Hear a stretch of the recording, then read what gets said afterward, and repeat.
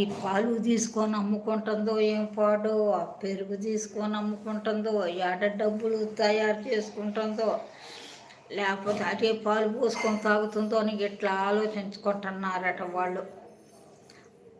ఆ అమ్మాయికి ఆ ఆలోచనే లేదట.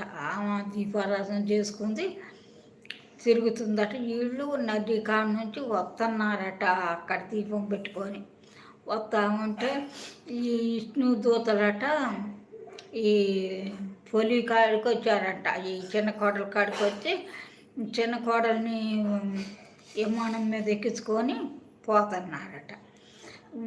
అందరు ఊరోళ్ళందరూ అంటున్నారుగా పోలీసు వర్గానికి పోతుందో పోలీసు వర్గానికి పోతుందో అని అరుతున్నారు.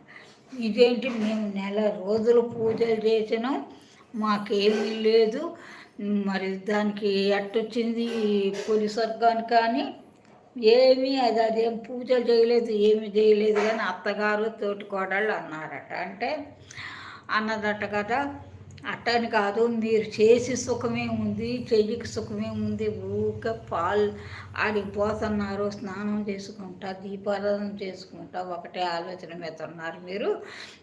కాదు పాలు అమ్ముకుంటుందో పెరుగు అమ్ముతుంటుందో లేకపోతే అదే తాగుతుందో ఏం పాడో అనుకుంటున్నారు. ఊరికే ఆ అమ్మాయి మీద